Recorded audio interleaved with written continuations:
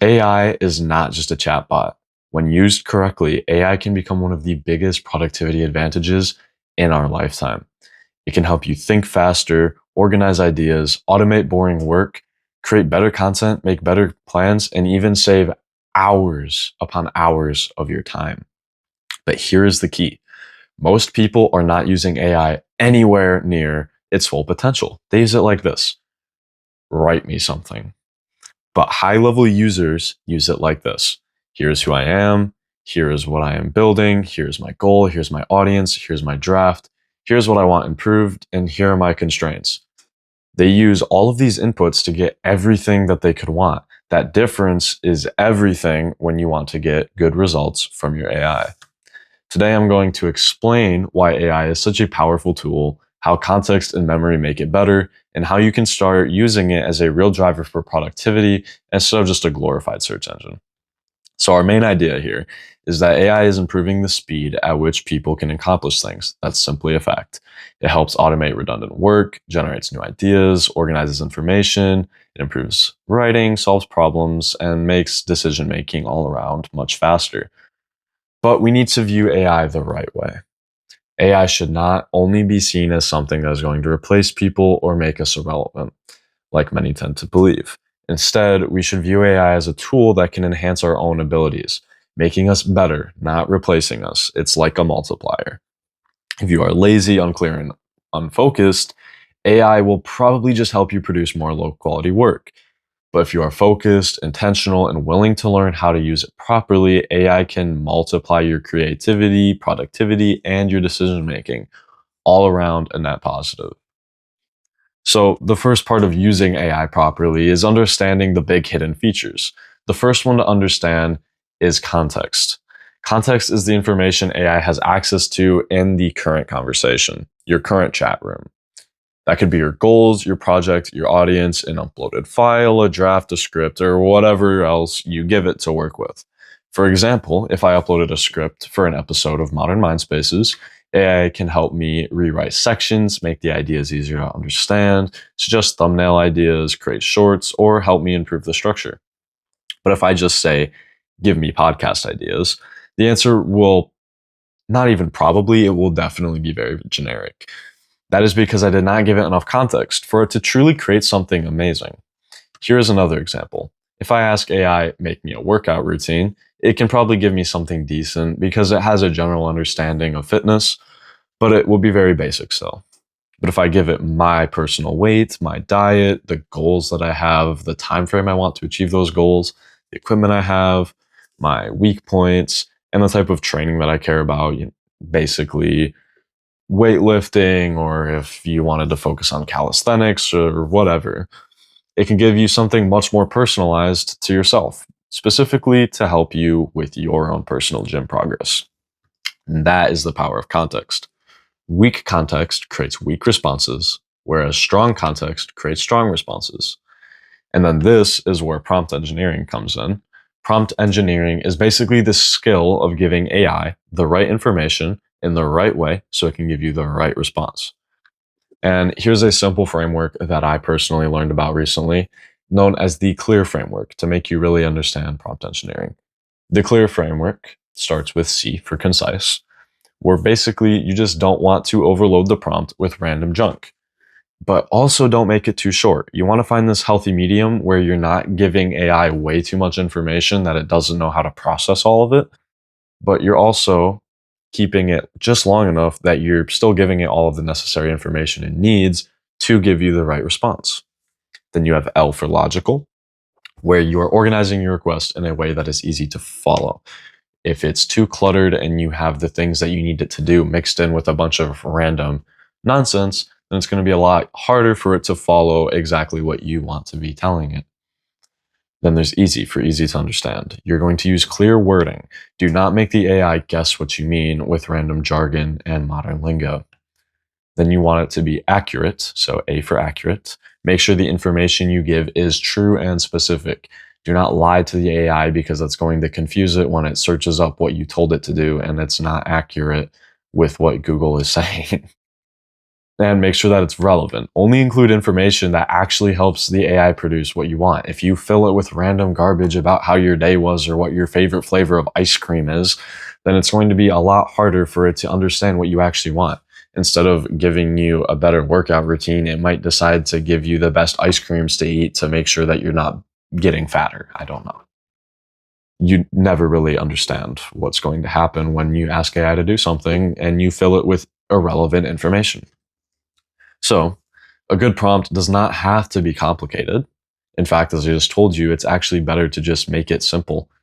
It just needs to tell the AI what you want it to do, what context that you have given it actually matters, and maybe just don't give it too much context if you're just going to give it random stuff like your favorite ice cream flavor, as I said earlier, what style you want the response to be in, whether that's with lots of bulletin points or just text, the length of the text, and what constraints it should follow. Hey, I don't want you to talk about this specific exercise when you make my workout routine because I don't like this specific exercise. It hurts me or something. So the more you practice it, also, it's going to become a lot easier, almost second nature. It might seem weird the first couple times you do it, but over time, you're actually going to like it a lot more because you're getting exactly what you want from the AI. So, next, if context is what makes AI useful in the moment, what makes it more useful over time? Memory is what makes AI more useful over time. Memory is when AI can remember important details across conversations, not just in the current conversation. For example, my AI can remember that I run Modern Mind Spaces, that I care about business, finance, self improvement, and overall life optimization. And that I also like my advice to feel like it's coming from a business partner. And this helps keep things professional between me and my AI. It doesn't start talking about random nonsense. It keeps it specific to what I want and how to make my life better. That means I do not have to restart from zero every single time I have a conversation with it. The AI already has some understanding of who I am, what I am building, and how I like to work. That is powerful because productivity compounds when the AI understands your long term direction. A normal search engine, here, picture it like this. A normal search engine is like asking a stranger a question, right? You're just asking random, something random. It has no idea who you are. It doesn't know anything really, but it knows the question that you asked it. So it's just going to try and answer the question that you asked the best it can. But when you ask AI with context, you are basically asking an assistant who has the project brief in front of them. It has an understanding of what's going on. It's not just answering a random question that people could be asking for a million random different reasons. But finally, when you ask AI with memory, it's like talking to a close friend or a partner who already understands your goals, style, and long term direction. And that is why AI can become so powerful. It's not just answering questions, it's helping you build exactly what you want over time. Although, an important warning, AI is not perfect. It can make mistakes, it can misunderstand you, and it can forget things. It can sound confident while being wrong. In fact, something I learned recently is that AI, when it doesn't have a solid answer, will make something up and genuinely believes what it made up. Imagine AI as this self deceived person trapped in his own hallucinations, telling himself that grass is blue, and he genuinely believes that the grass is blue, even when you can look outside and the grass is green. So just don't blindly accept everything it tells you. You'd be surprised how often AI does that. And that's why it's important to use the clear framework and to use context and memory because it helps reduce how often AI makes up random garbage. So just keep that important. I'm sorry, keep that in mind. Instead, what I want you to do, it's a good habit, is to ask follow up questions like this. Check this for mistakes. What might be wrong with this? Give me the strongest counter argument and verify this before I use it. That is how you use AI wisely. You do not treat it like it's this all knowing authority because it really isn't, but instead you treat it like a powerful assistant that still needs direction, correction, and verification. That is one of the best human strengths in this generation of AI.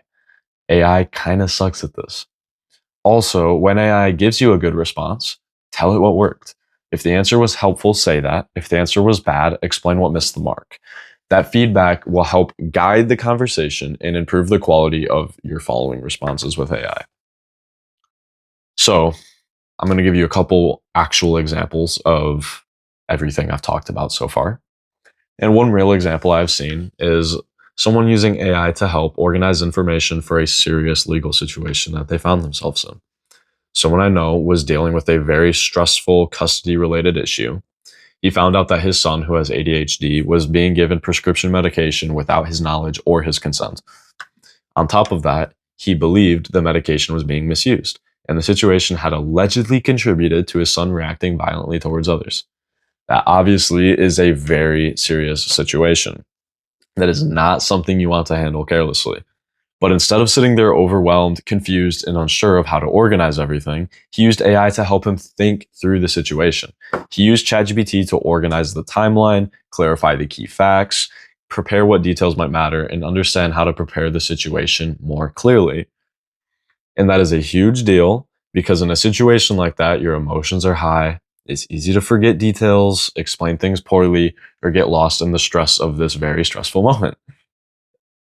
But AI helped him take a chaotic situation and turn it into something more structured, something that he can see right in front of him, something that allowed him to give the best response possible. And from what I understand, he was then able to get an emergency hearing scheduled just a few days later. But I want to be clear, AI is not a lawyer, and you should not treat it as an replacement for an attorney, especially in serious legal situations like the one I just explained. But AI can absolutely help you prepare better. It can help you organize evidence, write down timelines, create questions, summarize events, and think through what information may be important. That alone can save someone hours, days, maybe even weeks of confusion. And depending on the situation, it could also potentially save you thousands of dollars, which would be awesome, right? Just because you're not paying someone else to help you organize your thoughts from zero. AI can do that for free. And that is what I mean when I say AI is leverage. It does not replace your responsibility. In fact, it strengthens your preparation. Another personal example I have is how I use AI for this thing that I call progress updates. And this is my favorite usage of AI personally that I've been doing recently. And basically, what I do is at the start of the month, I give AI a brutally honest report on the most important areas of my life. There's business, career, finances, health, productivity, and my personal growth. I give it everything that I've done for each of those areas of my life in the past month, or everything that I didn't do that I wanted to do. And then I ask it for feedback, suggestions, and hard advice. And then throughout the month, I can keep track of my updates. I give it bits of information at a time of things that I realize right in the moment so that it doesn't have to reread everything. Once again, it helps build that memory. And then at the start of the next month, I can bring that information back and ask it, where did I improve? Where did I slack? What patterns did you notice about things that I did over the past month? And what do you think I should focus on next? And that turns AI into more than a tool for random questions. It becomes a system for my own self improvement. And this is where the productivity advantage becomes really obvious because instead of only using AI when I need a random answer, I can use it to track my growth, pressure test my decisions, and help me stay focused on the bigger picture of my life. So, the core takeaway: the real power of AI is not just that it answers questions, the real power is that it can understand context. If I tell it my goals, my audience, my project, my style, and my constraints, it stops giving me random information and starts helping me make big decisions. And when memory is used correctly, it gets even stronger because I do not have to restart from zero every single time that I want help on something similar. AI can build with you over time. That is why AI is the ultimate productivity advantage. Not because it magically does everything for you, but because it helps you think faster, create faster, organize faster, and improve faster. So, in conclusion, AI is not going away, but the people who learn how to use it well are going to have a major advantage over the people who ignore it or only use it as a basic level. The goal is not to let AI replace your thinking. The goal is to use AI to sharpen your thinking. Use it to organize your ideas. Use it to challenge your assumptions. Use it to improve your work. And use it to save time on repetitive tasks. Because at the end of the day, AI is leverage. And the people who understand leverage usually move a lot faster than the people who don't. So my challenge is simple. Do not just use AI like a search engine. Use it as a productivity partner to organize your ideas, to challenge your assumptions, use it to improve your work, and use it to save time on the repetitive tasks. Because AI is not going away, and the people who learn how to use it well are going to have a serious advantage over the people who tend to ignore it. The goal is not to let AI replace your thinking. The goal is to use AI to sharpen your thinking. And that is where the real productivity advantage begins. And if this episode gave you a better way to think about AI, make sure to subscribe, because on this channel, we are not just talking about random ideas, we're building better mindsets, better systems, and better lives. This is Modern Mind Spaces, and I'll see you in the next one.